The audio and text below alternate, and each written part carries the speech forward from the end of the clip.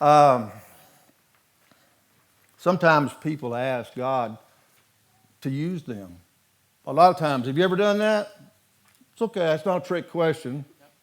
Nobody in here has ever. Oh, that's not a good start. Uh, Sometimes people ask God, "Would you please use me in the ministry?" And then they realize what God's fixing to do. He's fixing to put them behind the scenes. He's not going to put them on the stage. He's not going to put them under the lights. He's not going to give them a microphone. That's what youth ministry. That's what we're recording. That's what kids ministry. The nursery. Wow. I tell people, middle school boys 1 week are more mature than the nursery, and the next week the nursery is more mature than the middle school boy. It's just the way it is. It's probably not going to surprise you this morning, but our message is going to be about love. And Russ, he's done got my title up there, Making Love Last. I'm gonna do something. Well, first of all,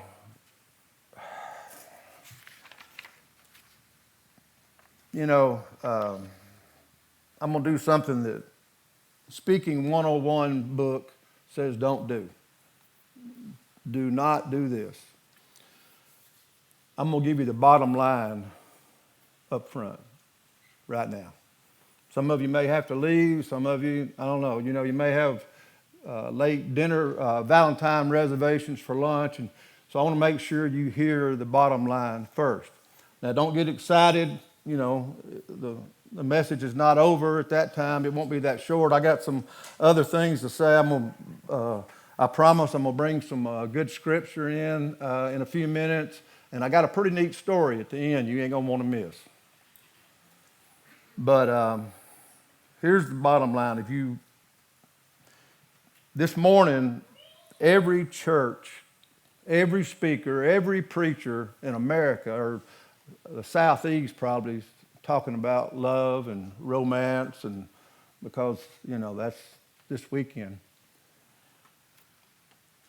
So I'm going to give you the 3 things that it takes to make love last. And this is serious, and it's like, wow, do I go here or not? Because it's probably, I'm going to make a lot of people upset, at least half of you. And we're talking about relationships, and we're talking about marriage. And I know, let me give a disclaimer here first. I look out here, and you look in the world, and okay, there's people that have been through divorces and separations. Let me say this. I told the youth Wednesday night, do you know when the best time to plant a tree is? 20 years ago. Do you know when the next best time to plant a tree is?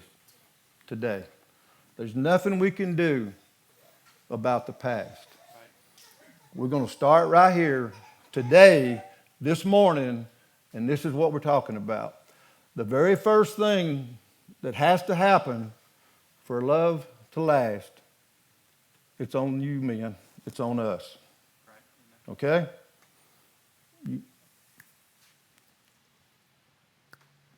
It's totally dependent upon the man. And you say, you can disagree in just a minute, but I'm going to get into some scriptures that's going to prove that in just a minute. I got a note later on, but I'm going to go ahead and say this now. I'm all over the place. This morning, I'm Paul Revere. Y'all guys remember him? He's the guy that rode on the horse screaming, "The British is coming, the British is coming." He was a messenger. That's all I am this morning. I'm not the enemy. I'm not the British.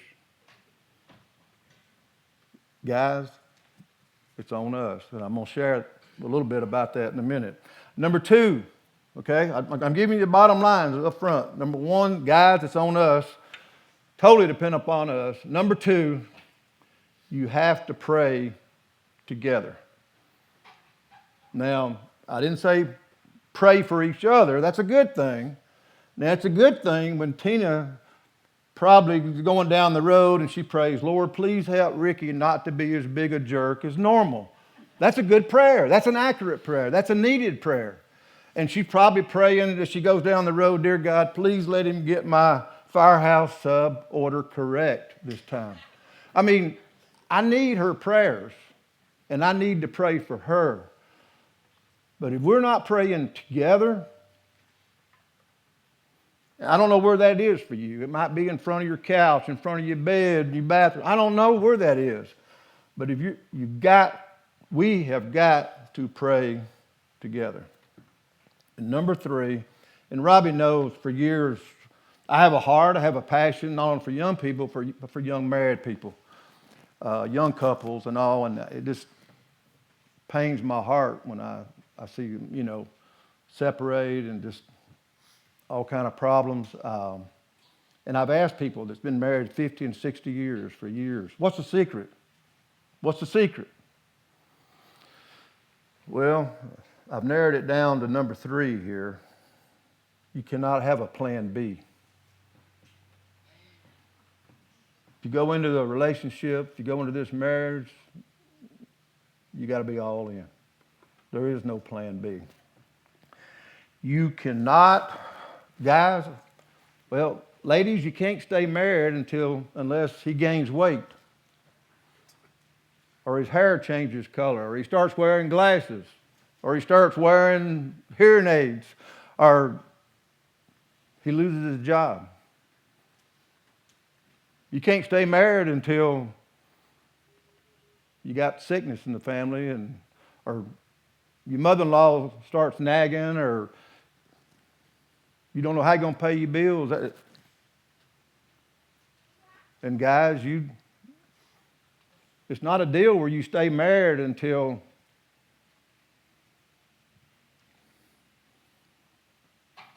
I'll just go ahead and say it. You can't just stay married until she stops wanting to have sex 3 times a day. Did I just say that from the pulpit? It just got real. Deaths in families, sickness, kids. Wow. 2 broken people.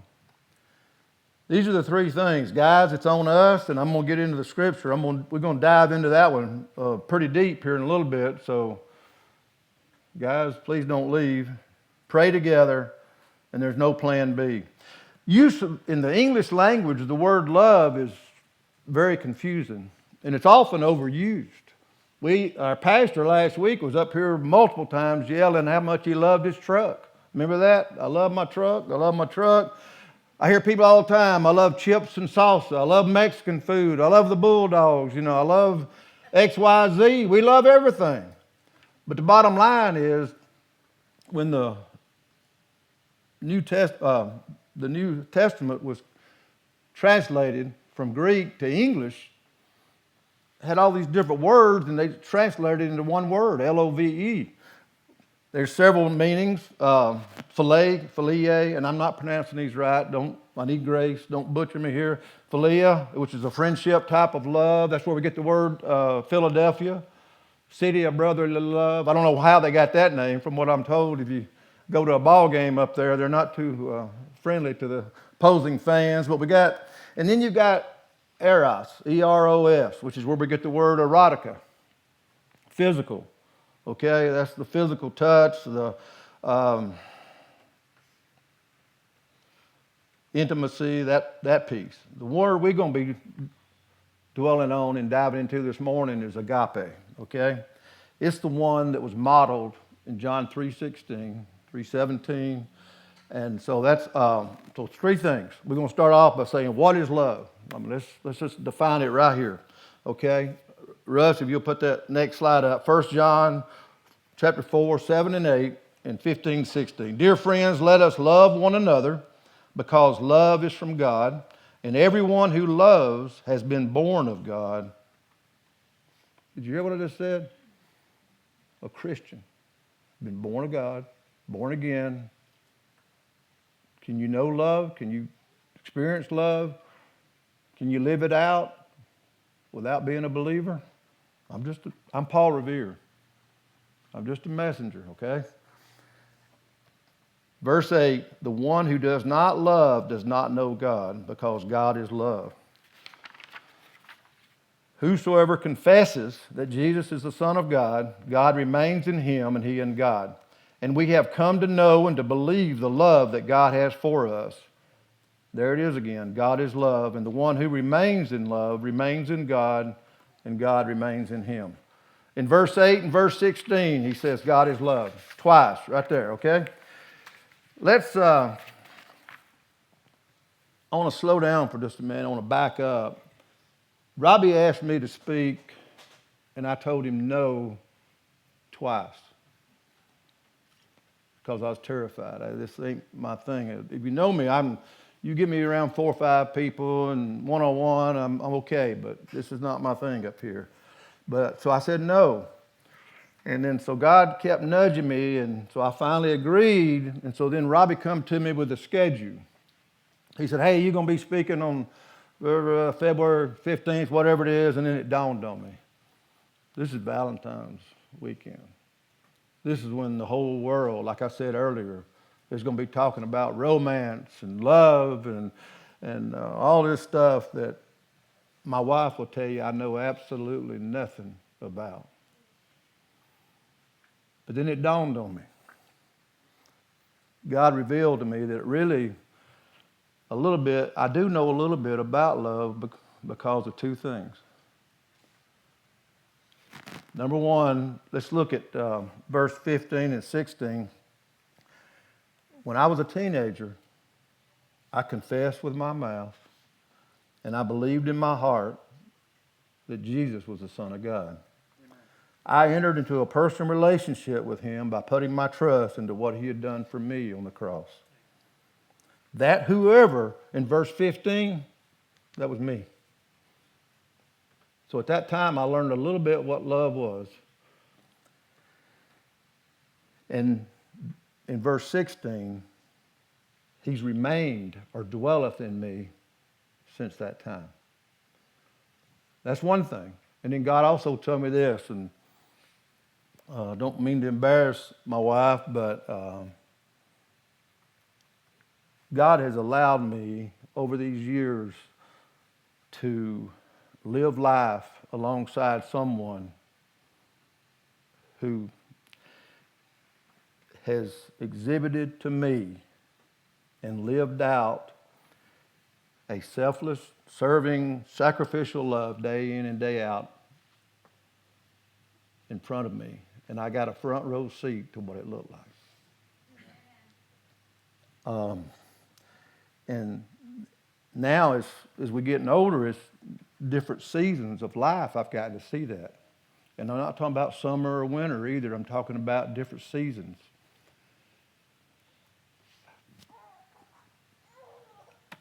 The death of a child.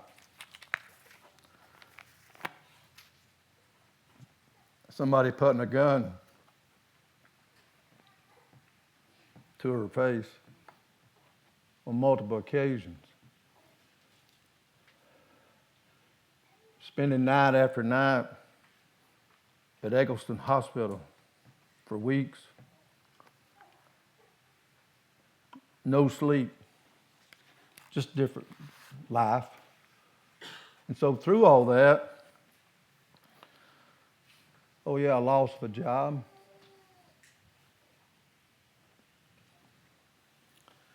Just life. But through all that, I had a front row seat of watching her. Wasn't too long ago. Tina was sitting in the breakfast area. She's on her computer working like she does a lot, and I walked into the kitchen and I stopped at the island. True story. If I tell you anything that's not true, I'll tell you up front beforehand, but all this is true. I stop at the island and I'm opening mail or writing a check or something, and we were not having a conversation. We were not having a serious conversation. Okay, there was no lovey-dovey going on. There was no flirting going on. It was just bang, out of the blue, as sweet and as kind as she could. I heard her say, I love you.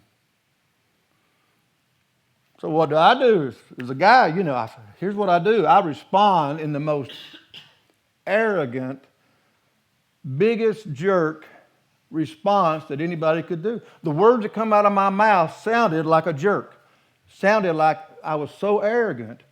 But from the bottom of my heart, with all the humility I could muster, I said to her, I know. And I meant it. Because I did know, because of what I just said, because of these seasons of life, I've watched her tolerate me. I've watched her put up with me. I've watched her put me first, my needs, my desires, my wants before hers. Not for occasionally, but time and year after year after year. I can remember one time I was being an unadulterated jerk. And unadulterated, you know what that means? On steroids. I was being a jerk. It was me. And I was fussing, and we were getting stuff out of the car. And okay, it happened a lot. She brings stuff home a lot, okay, from work. So I'm getting stuff out of the car, and I'm fussing. But you know what she's doing? She's the hardest working individual I've ever met next to her mom, and her mom's passed away. So she's right there with me. It ain't like she's like, well, you do this. And she don't do that. She's right there beside me, and I'm just, fussing. And I'll never forget, she stopped in front of the vehicle. She had her arms full, and she looked at me, and she said, Ricky, sweet, kind, and I must have shut up long enough for her to say something. She said, some things just aren't worth ruining a marriage over. So you know what happened then. I'm like, man, that was impactful. That was serious. I'm like, I probably shut up and went over there and give her a hug, and that was just a great moment. But no, you know what I did? I kept fussing. Guys, we're going to get to y'all or us in a minute, okay? We ain't got there yet. Okay, what is love? And now, how important is love from God's perspective? Well, Russ, we had to go there. 1 Corinthians chapter 13, right? Listen to this for a minute. If I have the gift of prophecy and understand all mysteries and all knowledge, and if I have all faith so that I can move mountains, but do not have love, I'm nothing.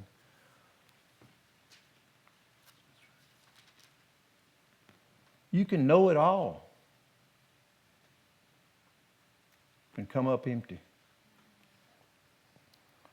If I give away all my possessions, and I give over my body in order to boast, but do not have love, I gain nothing. Wow. Okay. A few things about love. It's patient. It's kind.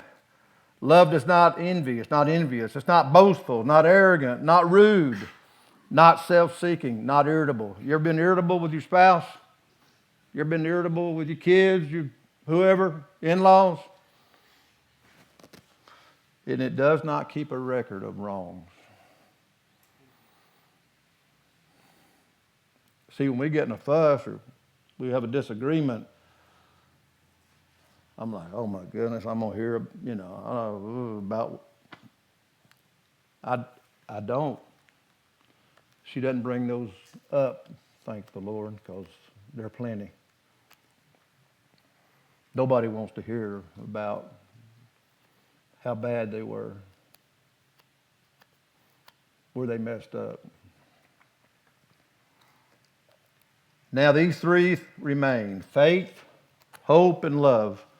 But the greatest of these is love. And then the next slide, Russ, Matthew 22. We got a lawyer asking Jesus a question. He's trying to trick him up, and he's like, hey, what's the greatest commandment? And he said, love the Lord your God with all your heart, with all your soul, and with all your mind. This is the greatest and most important command. And the second is love your neighbors yourself. I'm not real bright. I struggle with this heart, spirit, soul. I got this physical pump. Which one's the spirit? What's the spirit? What's the soul? I struggle with that. And God says, calm down. Here's all you need to know. Give me all you got. Give me everything. Everything.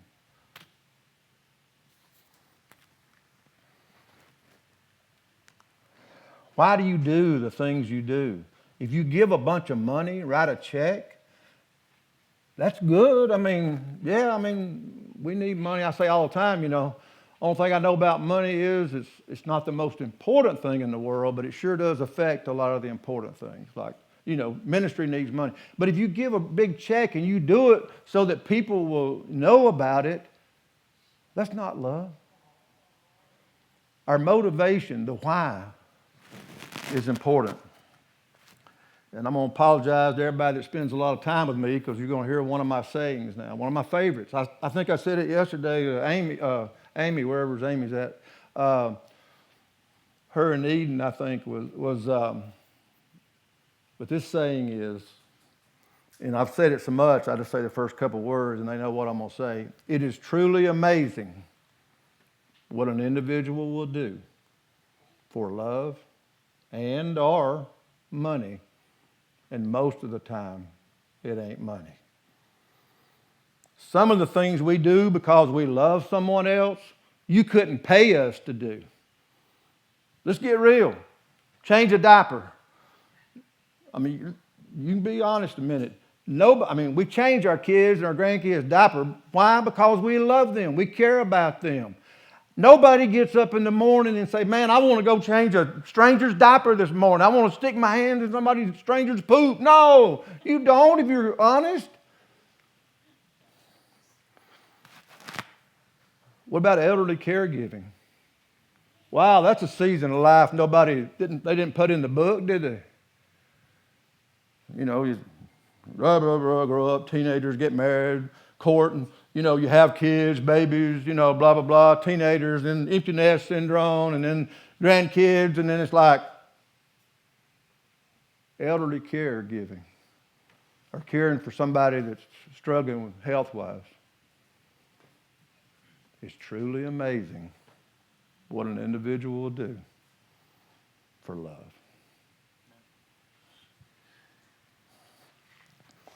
Oh.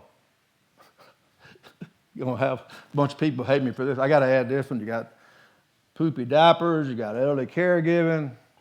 Ballet recitals. Amen.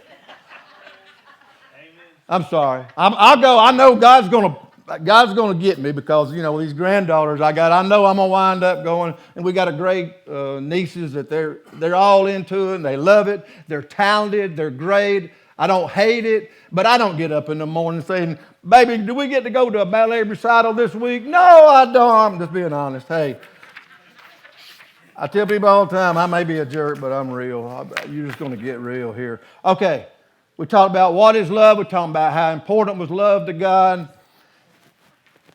And now here we go. What should love look like in our daily walk, in our relationships, and yes, in our marriages? You knew it was coming, Russ. Chapter 5, Ephesians. Now look, I want you to notice, ladies, please notice I did not start with verse 22. And we all know what that says, the old dreaded S word, submit. We're not going there, okay? We're going to push that one over here for a minute. We're starting, guys, turn your hearing aids up, as Fulton used to say. Right here. This is where we're going to hang out for just a minute. Husbands, love your wives, just as Christ loved the church, and he gave himself for it. In the same way, husbands are to love their wives as their own bodies. He who loves his wife loves himself. For no one ever hated his own flesh, but provides and cares for it, just as Christ does for the church. Since we are all members of his body, for this reason, a man will leave his father and his mother and be joined to his wife, and the two will become one flesh. This mystery is profound, but I'm talking about, and listen to this, I'm talking about Christ and the church. To sum up, each one of you is to love his wife as himself. 3 times. 3 times, guys, he said to us in the course of 5 verses here, 4 or 5 verses. I mean, not the whole, he does it other places too, but just right here in these 4 or 5 verses, he says 3 times, love your wives. And we've already, Russ, can you pull back up the 1 Corinthians for just a second, verse 4? What does that look like, guys? Patient, kind, not envious, not boastful, not arrogant, not rude, not self-seeking, not irritable, does not keep a record of wrong, rejoices in the truth. Love never ends.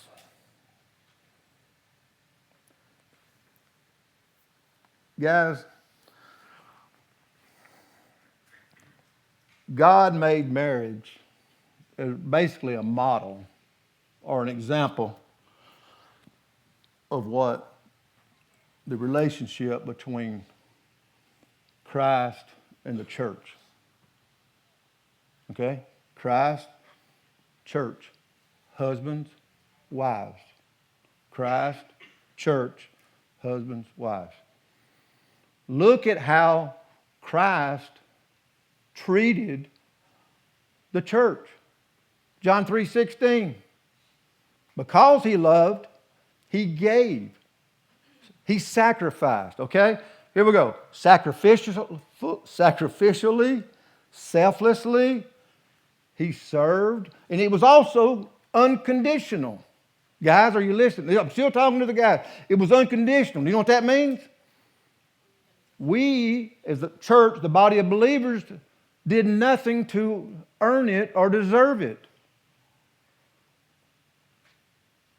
If you go into marriage counseling, sometimes the guy's going to look over at their wife and say, yeah, but she doesn't matter. Does not matter. It's on us. The onus, hope I'm using that word right. The onus of responsibility, gentlemen, is on us. Do I like that? No. But when you got married, you signed up for it, okay?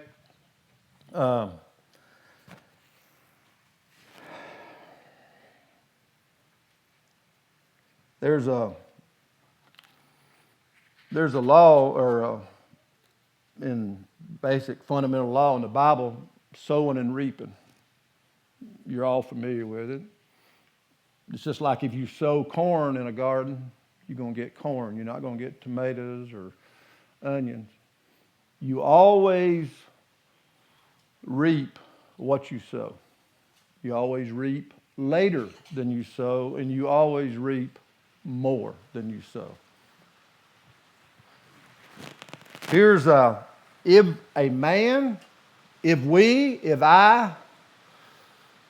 I'm going to pay for this message later. Tina's going to be like, why don't you do this? Anyway, if a man sows and he lives out these qualities in 1 Corinthians 13, okay, then you know what will happen? Do you know what will be reaped? I'm just going to go out on a limb here. You can agree, disagree, whatever, but I got the microphone this morning. Let me tell you what's going to happen.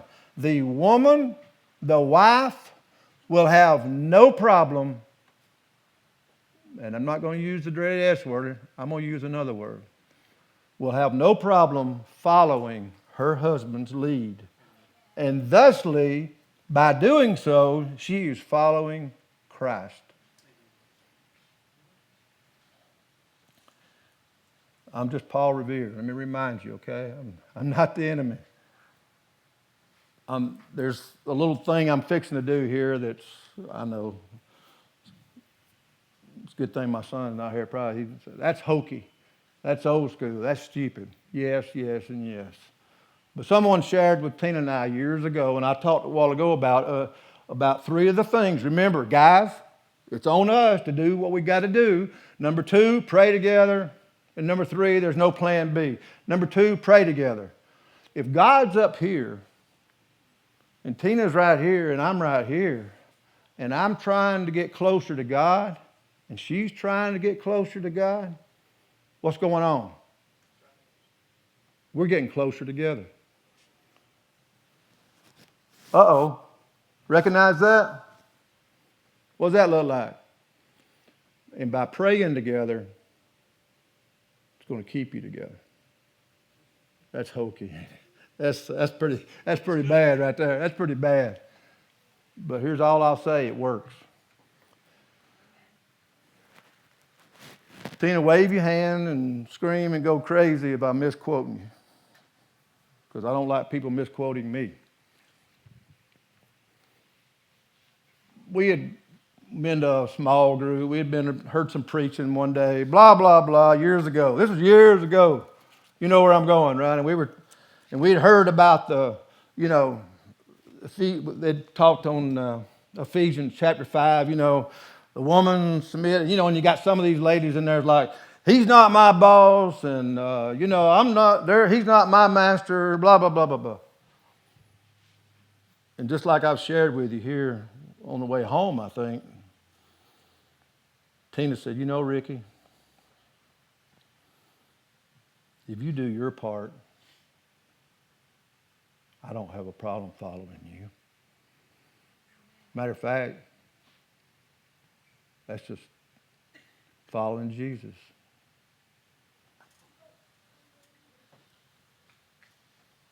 Making love last. It works better if you put a pause in there or something.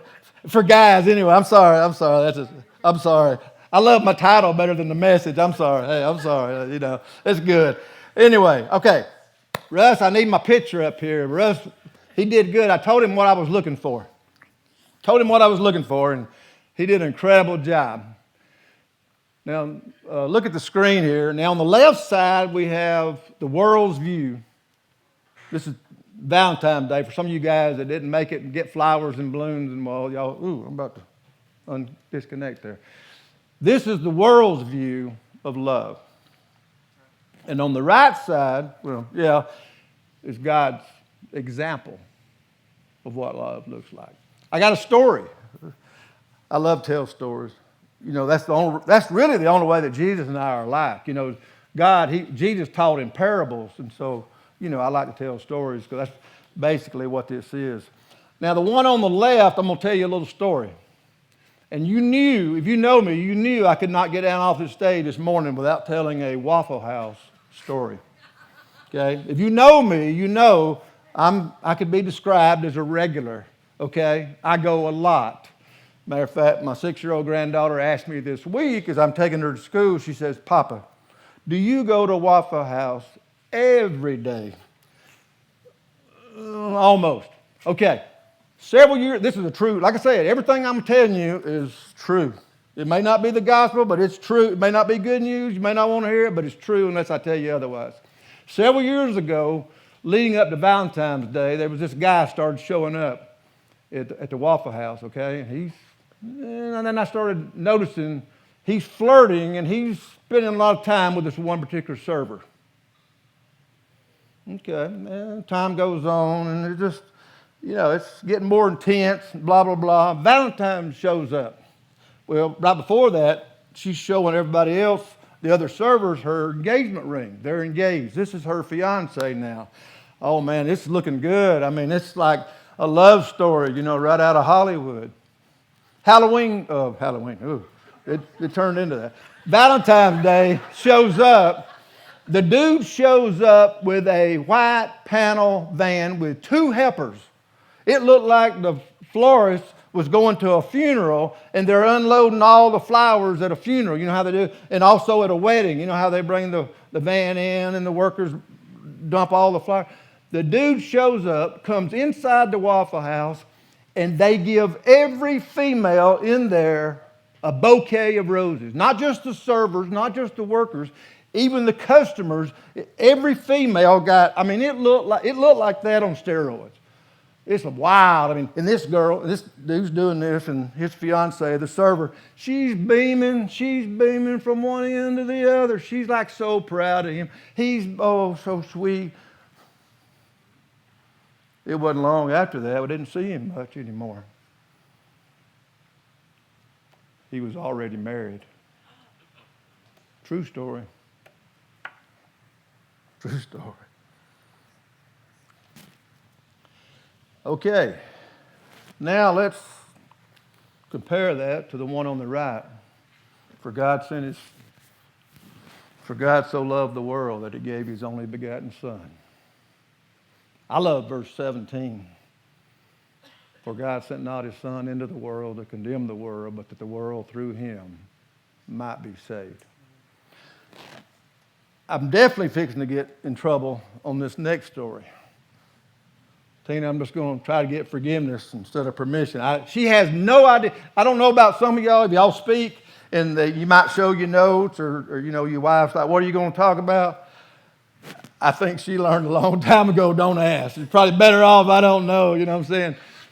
And the reason I may have to get forgiveness is because she's so humble, she does not like attention to herself.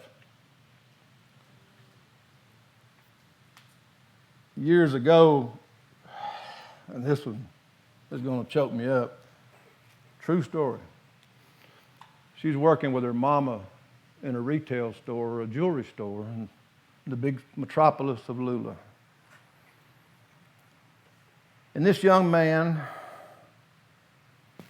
needed money for drugs, whatever. He kidnapped a UPS driver.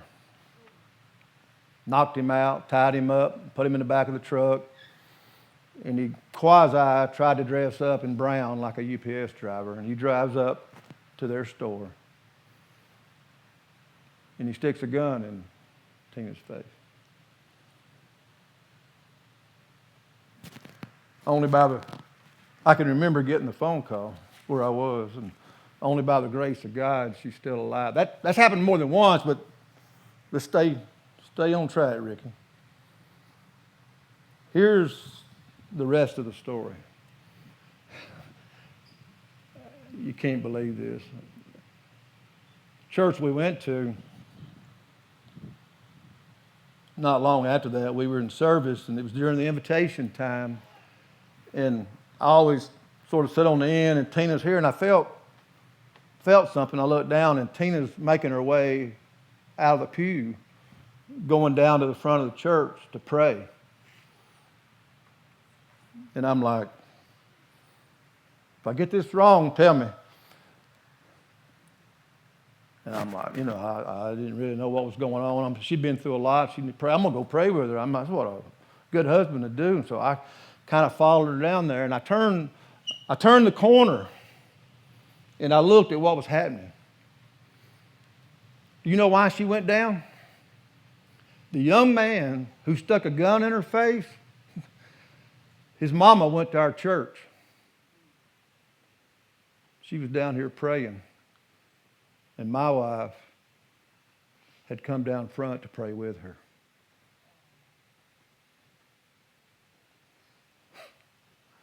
I got to the corner, and I saw, and I stopped in my tracks.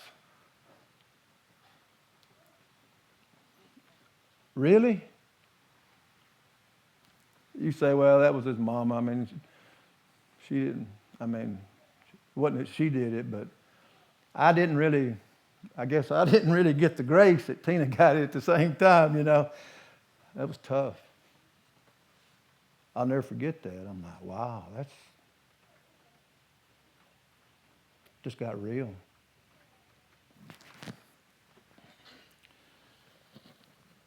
When years ago, I'm wrapping up. I heard 3 amens. Used to is I'd stand in front of a crowd, a few people. I think to myself, there's a couple people out there that are struggling. There's a couple people out there that are going through some stuff. You know what I've learned as I've gotten older? That's not true. I'll tell you what I've learned. Every slap dab one of you is going through something. Every one of you. And don't sit there and, I got my act together. Oh. It's all different. Some of it may be a bad doctor's diagnosis. Some of it might be some strain in your marriage. Guys, some of you may be listening this morning thinking, you know what? I can step my game up. I can do better. You might be a job situation. You might have lost your job. You may have had your pay cut. You may not know how you're going to pay your bills. I don't know. You might be you're dealing with a teenager, or you might be a sick baby. It could be anything. I can't stand up here and name them all. But everybody's going through something.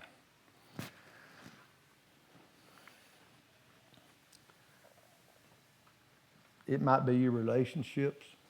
It might be health.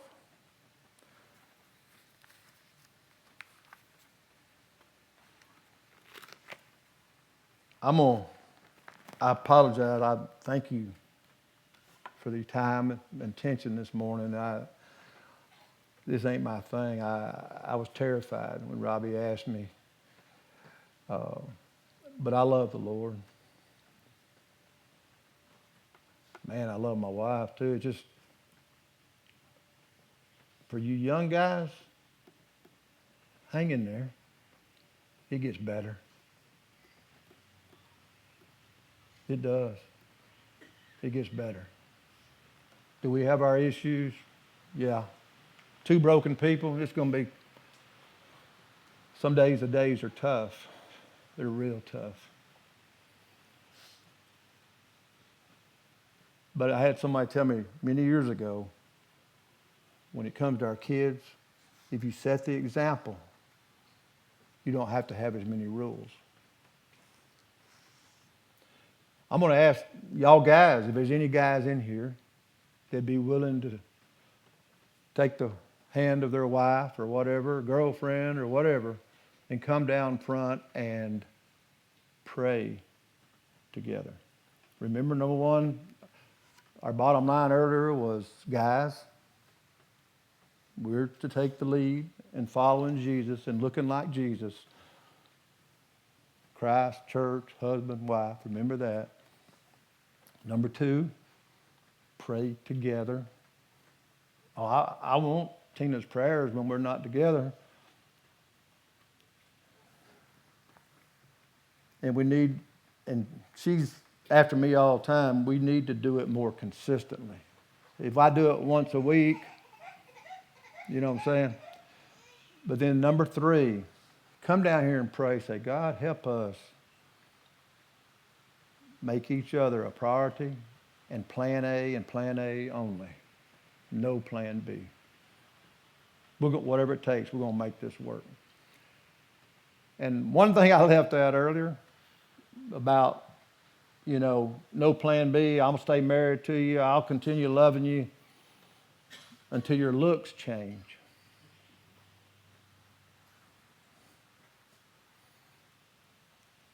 It's amazing how when you have the right attitude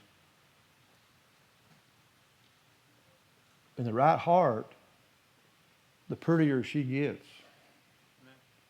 And the blinder she gets, apparently, but that's okay. But I have a picture in my truck that I carry. It's a picture of her. I think she was in high school or college. I will say this. I have to, like I say, I'm real. I think she's more gorgeous now than when we got married. But I'll have to admit, when we got married and we were dating, she had this long brown hair. It wasn't quite to her knees, but it was real long, brown, straight hair, and I liked it. What happens is with a lot of ladies, I guess, when they get married and have kids and they get busy life, they shorten their hair because it's a lot easier to maintain, and I understand that. But I'll have to admit, I did like that. But Wow. Guys, we're wrapping up. You don't have to do anything, but I'm going to ask Tina if she'd come down here, and any of you guys want to take the hands, and any of you, the ones here that might be, come with your family or go grab the hand of somebody else that doesn't have their husband here still with them. That's tough. It's tough. None of this is easy, but it's worth it. So let me pray, and then Tina, if you're willing to come up, take my hand and pray with me. Amy, Rob, well, Amy looks a little preoccupied over there, but anyway, anybody that's willing, guys, grab your wife's hand and come pray. And then I think Robbie said somebody was going to wrap us up with an announcement. But Heavenly Father, we love you. We thank you for loving us. Thank you for this time. And I'm sorry if I said anything that I shouldn't have. I'm sorry if I left anything out that I shouldn't have. Thank you for the opportunity just to spend time with my family, my church family. Amen.